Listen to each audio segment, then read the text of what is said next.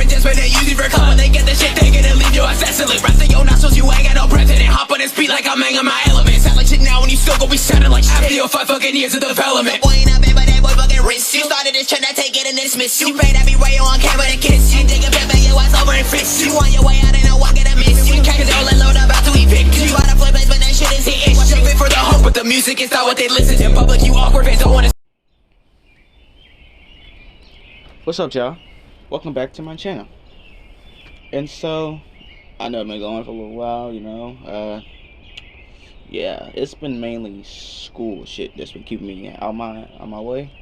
But hey, you know, at my week, I can actually edit shit. I can actually do shit. I can probably finish up the script for the Sephiroth with it that I plan on releasing tomorrow, I think. Should be that way. But the script should be done by then.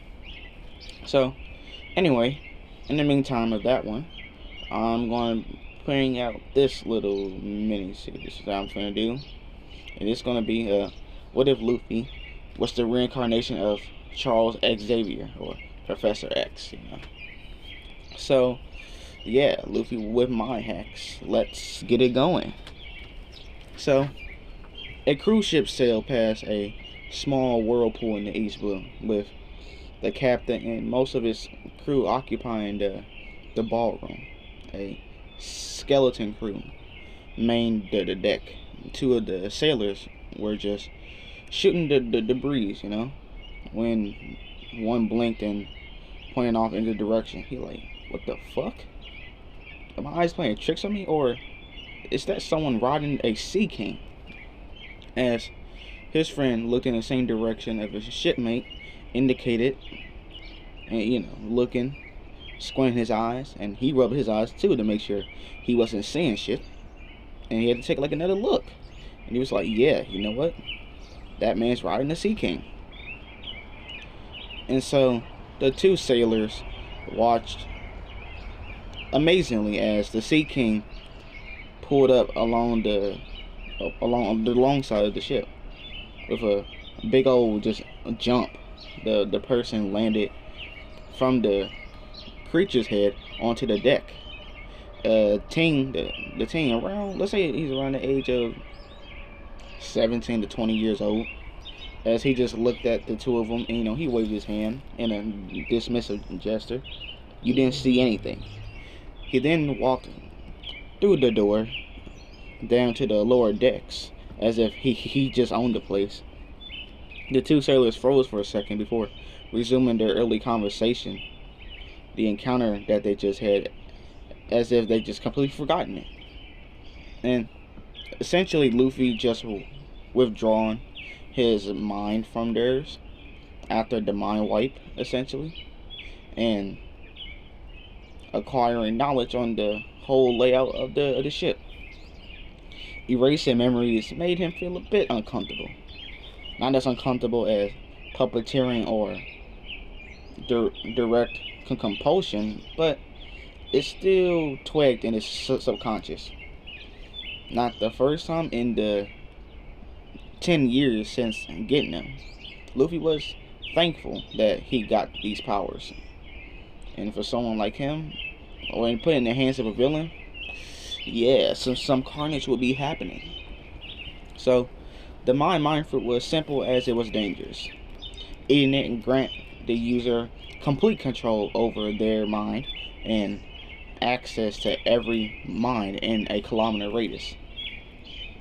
It would have been overpowered enough just by turning Luffy from the village idiot to a beyond genius IQ with photogenic memory.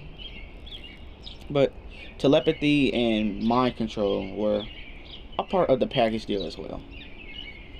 So if he so desired, Luffy could legit brainwash people he met into his willing personal slave, or their every secret laid bare to him. Or just lucky for the world, Luffy had no desire to do shit like that. He just wanted to gather a crew of like-minded people like him, sail to the Grand Line, find a One Piece, and become the Pirate King. He's a very simple man with very simple goals. With all the mineral usage of his powers, unless he or his crewmates were in great danger. I mean, hey, I feel sorry for anyone who just happens to be that person who went after his crew looking for trouble. So, Luffy shot himself from out the rummaging he was doing and made for the kitchen. He haven't had lunch yet, so it's time to get some grub real quick. So, although that ship of pirates sensed the edge of his range, felt like they were finna attack soon. So Luffy heard faint sounds of cannonballs whistling through the air before the ship began to rock from the shockwaves of the iron balls impacting the water. Make that now. They're attacking now. So Luffy found the ship pantry, ate as much as he could chew. No idea where his next meal will come from, so best to eat until you just stuffed at this point. So, you know, Luffy always eating until he can't eat no more. As he just kind of wrote down his goal and just to see, it kind of scanned the minds of the two ships. There was one on both that drew his interest. One of the crewmate ship, or the other ship, was a girl named Nami, a seasoned pirate theft. Luffy absorbed and reviewed a lifetime worth of memories with the second effort, and you know, he kind of sees what Nami's been going through, being, you know, a servant to Erlong. He's like, maybe he'll go out his way to help her. Plus, she was a top-notch navigator. It was going to be needed for his crew. On a pirate ship, there was a cabin boy named Kobe, and Luffy could tell, like he could tell that right away. This boy who legit couldn't raise a finger to anybody, not even a fucking fly. But his mind, you know, he had good bones, and there was potential. So he could be a giant rather than an ant. So he just needed some encouragement to freaking grow. So calculating the next 200 moves in his head, Luffy planted a subliminal thought in Cody's mind and waited for him to come find him. And sure enough, while most of Alvida's pirates, captain included, headed to the ballroom, Cody scurried through the decks to the entrance into the kitchen. Hello? Luffy grinned and waved. Hey, what's up? My name's Luffy. I'm a pirate that snuck on board. Well, what's your name? You know, Kobe, he a bit shocked that someone actually answered. He's like, oh, my name is Kobe. I'm one of the pirates working this ship. As you know, he kind of looking at him like, I beg your pardon, but you don't look like a pirate. What are you? They're a slave or something? As Cody kind of winced at this, he's like, just about. I got on the wrong boat when I was fishing and wound up on Alvida's ship. I've been her cabin boy for 2 years now. Why not run away, Luffy asked. Already knowing the answer, but having to wait for Kobe to give it out. Okay, here's one of Luffy's drawbacks of mind reading. Conversations could get painfully repetitive and tedious as someone took the time to speak what Luffy had already sensed in their head. So essentially, Luffy can already know what they're about to say. Luffy just has to wait for them to speak it fully out first. So Kobe kind of shivered. I can't just leave. Just thinking about it scares me. Alvida, she'll come after me with her iron mace. So you is just a pussy then, Luffy said bluntly. As Cole, you know, he kind of hung his head in shame. He like, hey, yo, don't call me that. And Luffy's like, how else am I supposed to say it? Faint-hearted, stupid, cuck, bitch, chicken-livered. You rather fear some shit instead of trying to overcome it. You know, Luffy, you know, sure, what he's saying can seem harsh, but he's telling the truth. So if you don't like it, do something about it. So their conversation gets interrupted by 3 of Alveda's goons walking in. Kobe, you were hiding out here in this stowaway? As Kobe kind of dismissed, kind of blabbing, just talking, while one of the goons pointed his sword at Luffy's face. Hand over all your valuables, he said. As Luffy just moved the blade to the side of his index finger. I don't feel like fighting the riffraff. Go get your boss and tell her a rival captain is here to issue a challenge. And throw in the fact that she's an ugly ass bitch while you're at it. And now why the hell would I do that, he said, trying to straighten his blade but with 0 success. Luffy's finger was as unmovable as the red line. So Luffy looked the goon dead in his fucking face. Because I asked nicely, Luffy said as his voice got as cold as death. As the pirate saw something in those eyes that terrified him even more than Captain Alvida ever could. So, sheathing his blade, he grabbed the other lackeys and raced for the ballroom. As Kobe, he's like, how'd you do that? You know, amazed that one of his main people that kind of mess with him, besides like Alvida, ran off with his tail between his legs, just with a look and a few words. And Luffy, he says, well, bullies are always the same. Once they realize they're dealing with a bigger fish, they lose all their blubber and just head the other direction. So, back to you. What would you be doing if you weren't here, being Alveda's cuck bitch? As Kobe straightened his glasses, he's like, well, I always dreamed of being a Marine, you know, catching bad guys, but that's never going to happen. Not with that lazy ass attitude, it won't. Look, if you got a dream, make it true.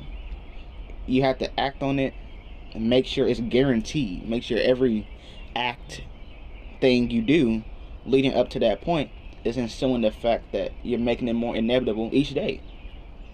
We are what we choose to be, after all. As Kobe's like, then what's your dream then? Me? I'm gonna be the Pirate King. As Kobe's jaws kind of dropped to his fucking knees after he heard this. Pirate King? Then you plan to go to the Grand Line and find a One Piece? Yes and yes. Soon I'll get a decentable crew and a worthy vessel, Luffy said, sensing the enraged presence starting to head in their direction towards the ballroom. As Kobe started to wave his arms like frantically. It's impossible, it's impossible.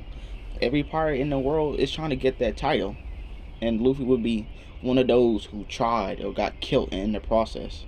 As Luffy just kind of covered Kobe's mouth and gave him a look that reached his very fucking soul. Look, I know it's a dangerous path, and every chance I could die, but I'd rather die chasing my dream than live safe without one. Everyone dies, Kobe, but until I do, I intend to live. And Luffy leaned in. Tell me, Kobe, just how much do you want to be a Marine? Are you going to lay it all on the line, or are you just going to give up before you can start? As Luffy could see a fire lit in Kobe's eyes. You're right. I'd rather die alive than live dead anymore.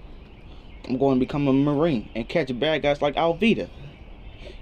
As the doorway exploded into splinters, as a morbidly obese woman smashed in through a hole big enough to fit her fat ass.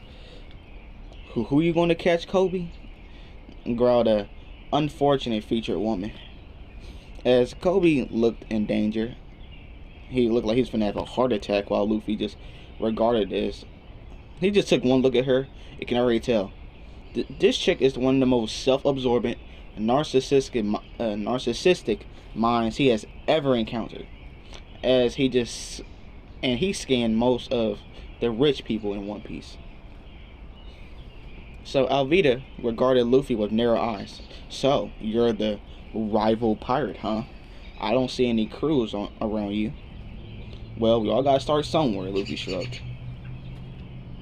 I was just going to beat the stuffing out of you because I was bored, but then I met Kobe, so now I'm going to kick your ass, dissolving your crew and freeing him up to enlist in the Marines.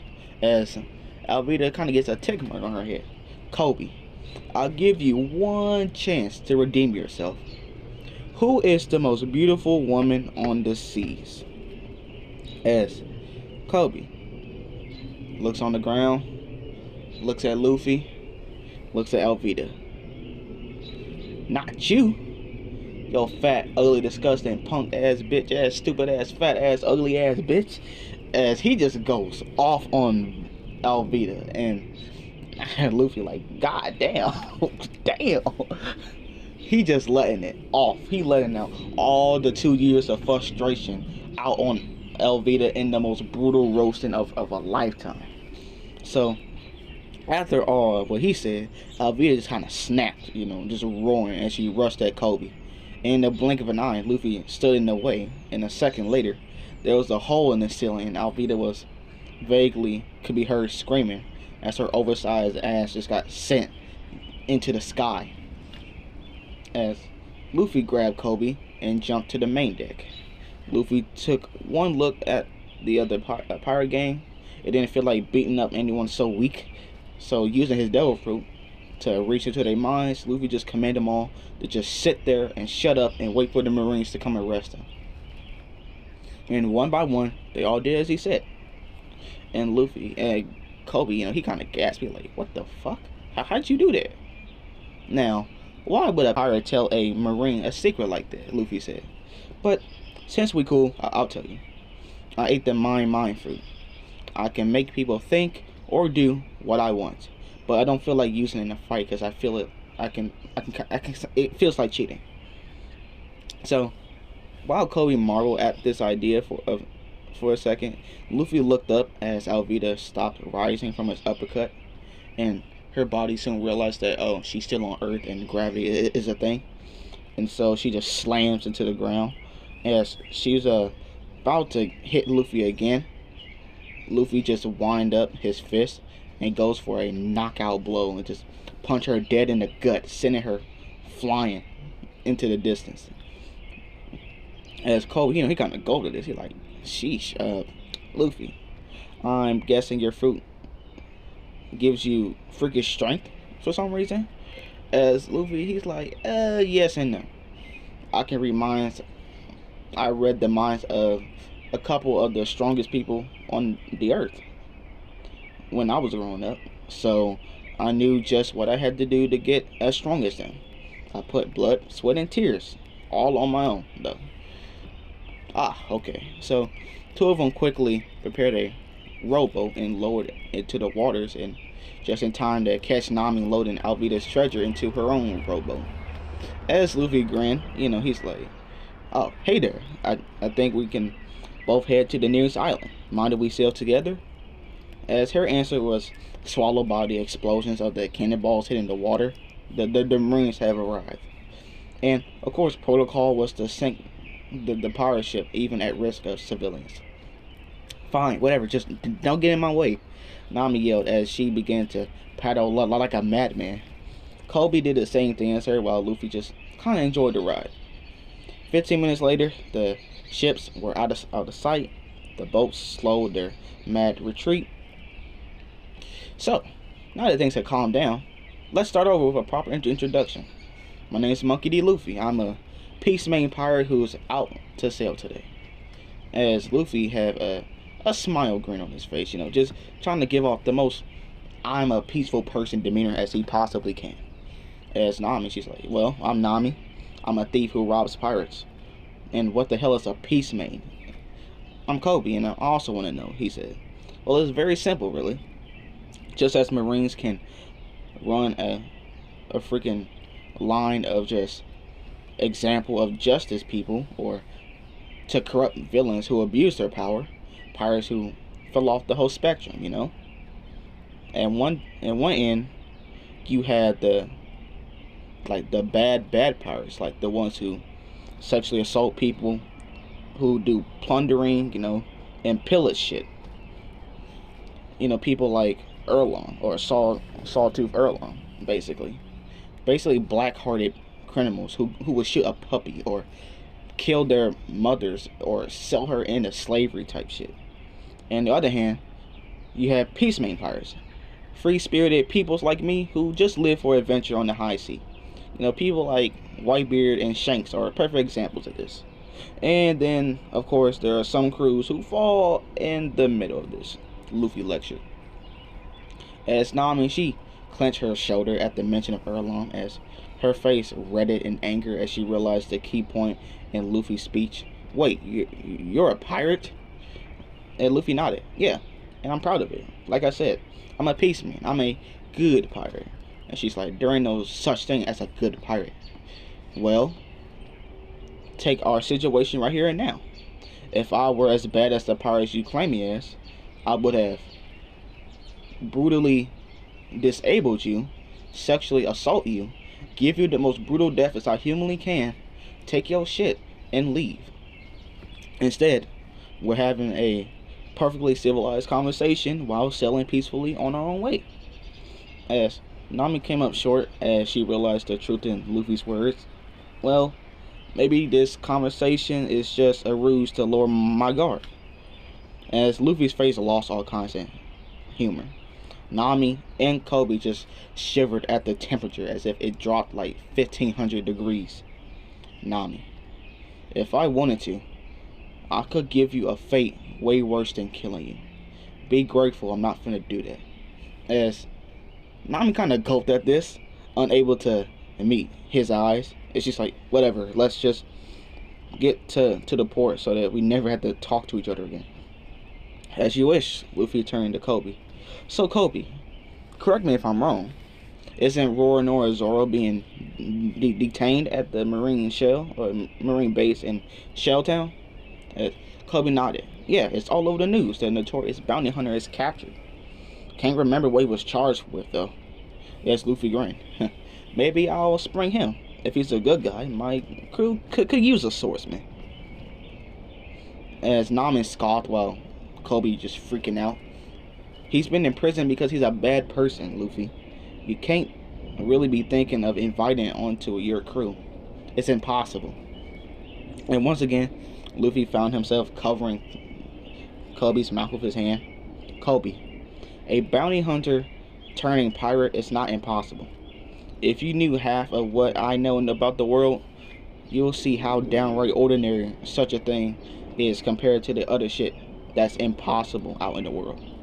As Kobe, he had nothing to say about that. As a couple hours of silence has passed, followed by Nami's unspoken course of adjustments until they arrived at the dock of the Shell City. See you never, Nami waited as she dismissively arrived to tie up her stolen boat. As Luffy kind of chuckled and muttered to himself, huh. A month from now, you'll wonder how you even lived a life without me. As Luffy just, it's like, give it time. She'll crawl back. So Luffy nudged Kobe. So, ready to achieve your dream? As Kobe, he kind of gulped. He's like, I'm kind of nervous, I don't know if I can actually go through with it. As Luffy's like, relax. You have to go chasing after pirates day one. They'll start you off as chore boy. Should be familiar for you. As Kobe, he kind of chuckled. He's like, okay, I'm ready. So they head to the main road of the marine base. At the closed gate, and Luffy clapped Kobe's back. Well, here it is. It's up to you now. Me, I'm going over to check on Zoro. Luffy walked in the perimeter of the wall until he was directly opposite though exhausted and still powerful mind he sensed. Then Kobe, for some reason, still followed him. Luffy jumped up and just to see on the other side of the court wall. So Luffy had clearly seen better days, tied up to a post that was bordered. So his clothes, dusty, bloodstained. He was soaked in sweat from the hot sun. So yeah, the man's clearly has seen better days. So Luffy wanted a man with a with a kind of convention in this crew. As Kobe, he joined Luffy and guys, he like green hair, black bandana. Yep, that's definitely Zoro. As the latter cranked beside them, as a girl, went up to him and tried to give him some food. She trying to feed the man. And, Kobe, he flipping out like, Luffy, he's gonna hurt her. You have to save her. You have to help her. As Luffy gave Kobe a side look. Look, I can safely say he won't. Trust me. I know a hell of a lot better than you. In fact, I know him better than he knows himself. He never ever think of hurting a child. As while Kobe was confronted with the reality of Luffy's his telekinetic abilities, the little girl walked up to Zoro. Hey, big bro, I thought you might be hungry, so I made you some rice balls. This is my first time, but I tried really hard. As Luffy just glared at her. I don't want him. Get lost. As Luffy sensed some upcoming presence, induced the likely outcome, and decided to intervene. But I made it with all my heart, the girl said, hurt. Are you deaf? Get out of here, Zoro shouted. So, yelling at the air now, Zoro? Is the sun really getting to you now? As someone was talking, he's like, oh, Ricky, still very still. As Luffy projected into the mind of the girl, as she blinked and she didn't move an inch. As I don't like this dude so much, I don't even think I can remember his name. Freaking Helmi Popo or Helmi Po? Is that his name? Who gives a fuck? He's essentially the spoiled son of Captain Morgan, who ran the base and proceeded to mock, make fun of Zoro, all of the while oblivious to Rika's presence. He left a sarcastic wave with his escort of his Marines people. So Rika, Zoro both tilted their heads as if like they can't see me, she said, confused. And she's like, huh. It's like they didn't see me, And Luffy's like, well, that's because they couldn't. And I didn't let them notice you. Luffy explained, now standing in the courtyard near both of them. As Luffy, Zoro, he kind of looking at him. Who are you and how did you do that? Monkey D. Luffy. My devil fruit makes me a psychic. Now, I went into the mines and blocked them out from your presence. And now that the danger is past, you should really accept her rice cakes. She made them with love after all, Luffy encouraged. As, Rika looked up at Zoro, with the biggest puppy eyes ever. As Luffy's like, alright, just give it to me. As, Zoro, he ate him, despite the fact that the obvious use of sugar instead of salt, they were still good. Thanks, Zoro said. Is, she happy, made her way over the wall, leaving the grown-ups to talk. So, you read minds, huh? Prove it, Zoro challenged.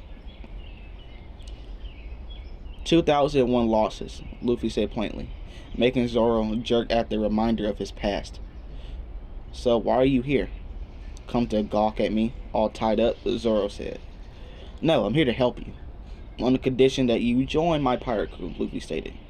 As Zoro blinked and then proceeded to laugh out loud. Thanks, but no thanks. I have no intention of throwing my life away. Hey, look. Join my crew, seal me onto the Grand Line, and you'll become 10 times the swordsman you ever thought you could be. And you'll have a much better shot at meeting that man on my crew than you would have playing around in the East Blue. Luffy grinned. Besides, Helmi Po, he is planning to execute you tomorrow, and he never intended to honor your agreement. So your choices are with me or a firing squad. As Zoro, process all this before smirking. Fine. You'll make a good case. Give me my swords, free me, and I'll sail with you. But know this. My goal is to become the strongest swordsman. Get in the way of that, and you'll apologize on the end of my blade. As you know, Zoro, Luffy, he's smiling. He's like, it would be embarrassing if the Pirate King's swordsman was any less of the world's best. I'll go get your swords. If it takes me a while, it's because I took a detour and kicked the Marine captain's ass. See ya. With that, Luffy just disappeared in a blur of speed. So Zoro just waited patiently, hearing some kind of commotion on the base tower before Luffy came back with his swords. Behind him came a stream of celebrating Marines. But what got them so cheerful? Zoro asked, as who just untied him. The captain asked him, Morgan was running this island like his own private field, He ruled with an iron fist and demanded tributes, execution for innocence, the whole nine. I kicked his ass into some butt ugly statue he then built and then broke both. The Marines were cheering because they're freed of a tyrant. Watch them still kick me off this island since I dared to call myself a pirate, Luffy said. As then Luffy freed his first crewmate, So Zoro, freed from his ropes, stretched out, getting the feeling back in his limbs. So, any chance we can get something to eat for now? Those rice balls, they kind of remind me how hungry I was. So, 3 weeks, I'm surprised you're still standing. Sure, I know a good place, Luffy said, as Luffy led Zoro to Rika's mother's area and joined by Kobe, who had been informed of Morgan's and Hippopo's sins by Rika. So, once Luffy introduced himself as the vanquisher of